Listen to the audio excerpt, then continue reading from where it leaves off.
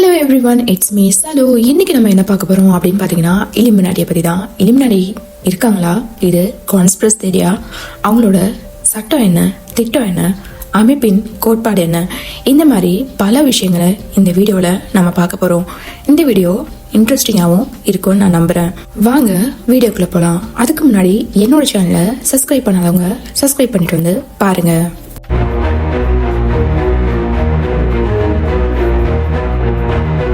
Illuminati அப்படின்னு சொன்னாலே நம்மள சில பேரும் சொல்ற ஒரு விஷயம் ஃபர்ஸ்ட் கான்ஸ்பிரசி தியரி தான். இது ஒரு கட்டுக்கதை தான் நம்ம எல்லாரும் சொல்லுவோம். ஆனா தீ இல்லாம எந்த ஒரு விஷயமும் புகையாது. அதுக்கு ஒரு எக்ஸாம்பிள் நான் கொடுக்குறேன். இப்ப தூரத்துல யாராவது ஒருத்தவங்க ஒரு பேய் விஷயத்துல அனுபவப்பட்டிருக்காங்க அப்படின்னு வச்சுக்கோங்க. அந்த விஷயம் நம்ம கிட்ட வந்து சொல்லும் போது அது நமக்கு ஒரு கான்ஸ்பிரசி தியரியாவும் கட்டுக்கதை தான் இருக்கும். ஏன்னா அந்த விஷயத்த நம்ம அனுபவிக்கல, நம்மளை சுத்தி இருக்கிறவங்க அனுபவிக்கல. சோ அந்த மாதிரி ஒரு விஷயம் தான் இந்த இலுமினாட்டி விஷயமும். அது மட்டும் இல்லாம இப்ப நம்ம யூடியூப்ல இந்த வீடியோ கீழே பாத்தீங்கன்னாலும் அவங்க ஒரு ப்ளூ கலர் பாக்ஸ் கீழே அதோட தோற்றம், அதோட டீடைல்ஸ் எல்லாமே கொடுத்துருப்பாங்க. எந்த ஒரு கண்டென்ட்டுக்கும் கொடுக்காது இலுமினாட்டிக்கு மட்டும் தனியா கொடுக்கறதுக்கான காரணம் என்ன? முதல்ல இத 1776 ஆண்டு மே 1ஆம் தேதி, மே 1ன்னு சொன்னா நமக்கு எல்லாம் ஞாபகம் வர்றது லேபர்ஸ் டே. ஆனா மே 1ஓட இன்னொரு பக்கமும் இருக்கு. அது அந்த காலத்துல இந்த மாயம் தந்திரம் அந்த மாதிரி செய்யற ஒரு பர்டிகுலர் சிறப்பான நாள். அந்த நாள்ல தான் ஒரு 5 பேர் சேர்ந்த குழு வந்துட்டு சீக்ரெட்டா ஒரு இடத்துல சந்திச்சு இந்த அமைப்பை உருவாக்குறாங்க. இந்த குழுக்கு தலைமை தாங்குற அவரோட வயசு பாத்தீங்கன்னா 28. அவரோட பேர் பாத்தீங்கன்னா ஆடம் வைஸ்ஹாப்ட். ஒரு கனன் லாயரா இருந்திருக்காரு. பிறப்பால் ஜூஸா இருந்திருக்காரு. ஜெர்மன்ல தான் இருந்திருக்காங்க. இது வந்து எங்க நடக்குதுன்னு பாத்தீங்கன்னா பவேரியா அப்படின்னு சொல்ற ஒரு கண்ட்ரி ஜெர்மன்ல இருக்கு. அங்கதான் இது நடக்குது. அதுக்கப்புறம் இவர் எங்கேயுமே இவர் ஜூஸ்னு அடையாளப்படுத்திக்கிட்டதே இல்ல. இவர் தான் இந்த நியூ சீக்ரெட் சொசைட்டியை முதல்ல இனாகிரேட் பண்றாரு. அதுக்கப்புறம் இதோட மெயின் மோட்டிவ்ஸ் பாத்தீங்கன்னா பர்ஃபெக்டபிலிட்டிஸ். அதுக்கப்புறமா ரொம்ப சீக்கிரமாவே இதோட பேரு இலுமினாட்டின்னு மாற்றம் செய்யப்பட்டுள்ளது. இலுமினாட்டி அப்படின்னு சொன்னா அறிவு பெற்றவங்க, அறிவொளி பெற்றவங்க, நாணம் பெற்றவங்க அப்படின்னு சொல்லிட்டு பல டேர்ம்ஸ் இவங்க வச்சிருக்காங்க. எல்லாம் தெரிஞ்சிருக்கும். இப்ப மேக்ஸ்ல அவங்க புலியா இருப்பாங்க, சயின்ஸ்ல ரொம்ப தேர்ச்சி பெற்றவங்களா இருப்பாங்க. அந்த மாதிரி எல்லா விஷயத்திலயும் அவங்க தேர்ச்சி பெற்றவங்களா இருப்பாங்க. அந்த மாதிரி ஒரு பர்சனை தான் இலுமினாட்டி அப்படின்னு சொல்லுவாங்க. ரொம்ப காலத்துல இவங்களோட சின்னமா மினர்வா சொல்கின்ற ஆந்த சர்க்கிள்குள்ள இருக்கும். அதுதான் இவங்களோட சின்னமா வச்சிருந்தாங்க. அதுக்கப்புறம் தான் இப்ப நம்ம பாக்குற மாதிரி அந்த ட்ரையாங்கிள்குள்ள ஒற்றை கண். 18ஆம் நூற்றாண்டு காலத்தில் அறிவும் விஞ்ஞானமும் வளர்ந்த அதே நேரத்துல மந்திரவாதமும் ரகசியமும் சேர்ந்து ஒன்னாவே வளர்ந்திருக்கு. ஆடம் வைஸ்ஹாப்ட் என்பவர் ஒரு மனிதனால் உருவாக்கப்படும் சொர்க்கமாக இருக்க வேண்டும் என நினைத்தார். முக்கியமாக அவர் கருதுனது தீவிர ரகசியம் மற்றும் சதிகள்.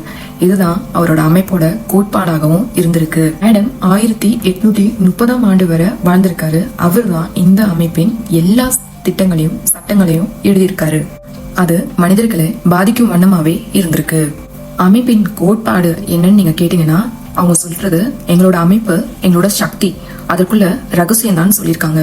அவங்க உலகெல்லாம் பரவி இருக்கணும், ஆனா அவங்களோட பேர்ல தெரியக்கூடாதுன்னு சொல்லியிருக்காங்க. மாறாக அவங்க வேற பேர்ல வேற வேடத்துல இருக்கணும்னு சொல்றாங்க. இதை லேசா நீங்க கனெக்ட் பண்ணி பார்த்தா தெரியும். இந்த சீக்ரெட் சொசைட்டின்னு சொல்றதும் இந்த இதுல இருக்கிறவங்களும் அவங்களோட பேரையோ இல்ல நான் இந்த சொசைட்டில மெம்பரா இருக்கேன் அப்படின்னு அவங்க ஒருபோதும் தெளிவா நம்ம கிட்ட வந்து சொன்னதே கிடையாது. நம்ம அதை தெரிஞ்சுக்கிட்டதும் கிடையாது. அவங்க ரகசியமா ஒரு இடத்துல கூடுவாங்க, ரகசியமா ரிச்சுவல் செய்வாங்க, ரகசியமா பிரிவாங்க அப்படின்றத மட்டும் தான் நம்ம கேட்டிருக்கோம். இன்றைய வரையும் உலகளவுல இலுமினாட்டின்ற பேரு கான்ஸ்பிரசி தியரியா பரவ அதுவும் ஒரு காரணமா தான் இருந்திருக்கு. இல்ல சில அறிஞர்கள் இந்த இலுமினாட்டின்றது ஒரு பெரிய இயக்கத்தோட ஒரு குட்டி பாகம் அப்படின்னு தான் சொல்றாங்க. இந்த அமைப்புக்கு ஒரு பேர் மட்டும் இல்ல, பல பேர்ல பல இடத்துல பல மாதிரி செயல்பட்டு வராங்கன்னு சொல்லப்படுது. அதுல எக்ஸாம்பிள் கேட்டீங்கன்னா சீக்ரெட் சொசைட்டின்னு சொல்லலாம், எலிட் சொசைட்டின்னு சொல்லலாம், ஃப்ரீ மேஷன் சொல்லலாம். இந்த மாதிரி ஒவ்வொரு இடத்துக்கும் ஒவ்வொரு நாட்டுக்கும் அவர்கள் பல பேரை கொடுத்து பல முகங்கள் கொடுத்து இயங்கி கொண்டு வராங்க. இந்த இலுமினாட்டிகள் நம்ம கண்ணுக்கு தெரியாம பல பேர்கள்ல இயங்கி வந்துட்டு இருக்குன்னு சொல்றாங்க. இன்னும் இயங்கிட்டு வருதுன்னு சொல்றாங்க. இந்த அமைப்பு பல பேரால பல முறை கண்டுபிடிக்கப்பட்டாலும் முற்றிலுமா தடை செய்யப்பட முடியவில்லை. இந்த அமைப்போட திட்டம் என்ன அப்படின்னு கேட்டீங்கன்னா கிறிஸ்துவ மதத்தை முழுமையா அழிக்க வேண்டும், அனைத்து அரசுகளும் கலைக்க வேணும். அதுக்கப்புறம் பாத்தீங்கன்னா மொழி, மதம், கலாச்சாரம் இது எல்லாத்தையும் உடைக்கணும். பழைய தலைவர்கள்லாம் நீக்கிட்டு புதிய தலைவர்களை வரவேற்கணும். அதுக்கப்புறம் பாத்தீங்கன்னா பெண்களை வைத்து வெற்றி கொள்ளணும். இதுதான் அவங்களோட அமைப்போட முக்கிய திட்டமா இருந்திருக்கு. இதையும் லேசா நீங்க கனெக்ட் பண்ணி பாத்தீங்கன்னா இப்போ உள்ள கிறிஸ்துவ மதம் பல பேர்ல துண்டு துண்டா உடைக்கப்பட்டு வரத நமக்கு காண முடியுது. அரசுகள் இருந்தாலும் ஒண்ணு இல்லைனாலும் ஒண்ணு அந்த மாதிரி தான் இப்போ இருக்கு. அவங்க கிட்ட பவர் இருக்கு, ஆனா அவங்களை யாரோ ஒருத்தவங்க கண்ட்ரோல் பண்ற மாதிரி எனக்கு தோணியிருக்கு. பர்சனலா உங்களுக்கு தோணியிருக்கா இல்லையான்றத கமெண்ட் பாக்ஸ்ல சொல்லுங்க. மொழி, இப்போ எல்லா கண்ட்ரிலையும் காமனா இருக்கிறது ஒரே லாங்குவேஜ், இங்கிலீஷ் மட்டும் தான். மொழி ஆல்ரெடி அவங்களோட பிளான்ல வந்துருச்சு. அதுக்கப்புறம் பாத்தீங்கன்னா மதம்ன்றது அவங்களுக்கு எந்த மதமும் இல்ல, புதிதா ஒரு மதத்தை அவங்க கொண்டு வந்திருக்காங்க. அது சாத்தானிய மதம், சாத்தானிய வழிபாடு அப்படின்னு அவங்க கொண்டு வந்திருக்காங்க. அதுக்கு பின்னாடி பலரும் போறதையும் நம்ம இப்போ பார்த்துட்டு இருக்கோம். கலாச்சாரம், இப்போ உள்ள காலத்துல நம்ம அதை சிறப்பா பார்த்துட்டு இருக்கோம். கலாச்சாரம்ன்ற பேர்ல கலாச்சார சீரழிவு எல்லா இடத்துலயும் நடந்துட்டு இருக்கு. லேட் நைட் பார்ட்டி சொல்லலாம், ட்ரக்ஸ் சொல்லலாம், பெண்களோட உடை சொல்லலாம், ஒருவனுக்கு ஒருத்தின்னு போக இப்போ வேற மாதிரி ஆயிட்டு இருக்கு. இது எல்லாமே கலாச்சார சீரழிவு தான். இது எல்லாமே அவங்களோட ஒரு பிளானா தான் இருந்திருக்கு. தலைவர்களை நீக்கிறது, கேட்கறவங்களை வச்சுக்கிட்டு கேட்காதவங்களை வெளியே அனுப்புறது தான் அவங்களோட மெயின் மோட்டிவ். பெண்களை வைத்து வெற்றி கொள்வது, இதை பத்தி எனக்கு பேசுறது கூட ஐம் நாட் இன்ட்ரெஸ்டட். இன்று உலகளவுல இலுமினாட்டின்னு சொன்னா ஒரு அதிகார குழுவின் பெயரா போயிடுச்சு. இப்பவும் நம்மள சில பேரு இந்த விளம்பரத்துல இலுமினாட்டி சின்னம் இருக்கா, அந்த விளம்பரத்துல அந்த சிம்பிள் இருக்கா அப்படின்னு நம்ம தேடிட்டு இருக்கோம்.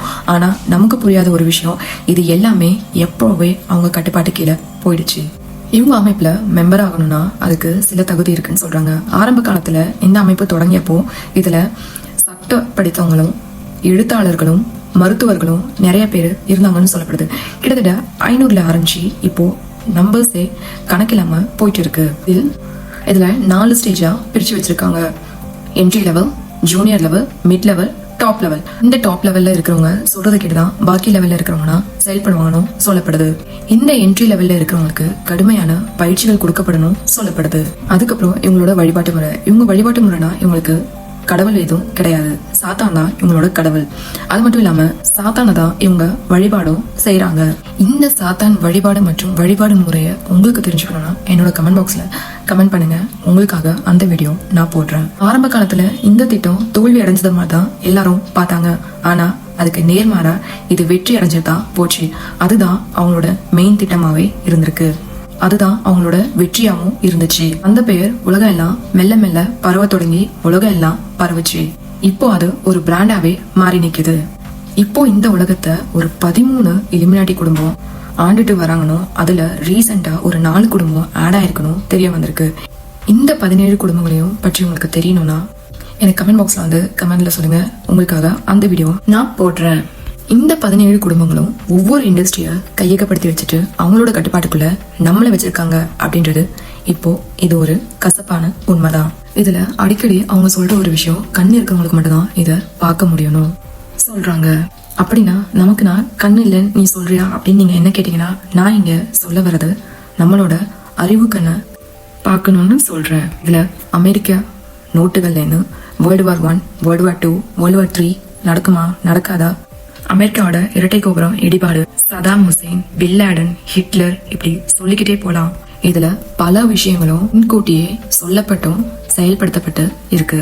இதுல நான் சொல்ல வர்றது என்னன்னா, என் அறிவார்ந்த சமூகமே, அறிவு கண்ணை திறந்து பாருங்கள், சிந்தியுங்கள், செயல்படுங்கள் மற்றும் படியுங்கள். இந்த இலுமினாட்டிக் டாபிக்ன்றது ஒரே வீடியோல முடியுமா அப்படின்னு கேட்டா முடியாது. ஏன்னா இது ஒரு பெரிய டாபிக். ஸோ எனக்கு தெரிஞ்சு இந்த டாபிக்ல மேக்சிமம் நான் கவர் பண்ணியிருக்கேன்னு நான் நினைக்கிறேன். இதில் எல்லா விஷயத்தையும் உங்களுக்கு சொல்ல வேண்டியதை சொல்லியிருக்கணும்னு நினைக்கிறேன். என்னோட வீடியோ உங்களுக்கு பிடிச்சிருந்தா லைக் பண்ணுங்க, கமெண்ட் பண்ணுங்க, மறக்காம என்னோட சேனலை சப்ஸ்கிரைப் பண்ணுங்க. அடுத்த வீடியோல உங்களை நான் பார்க்குற வரையும் நன்றி.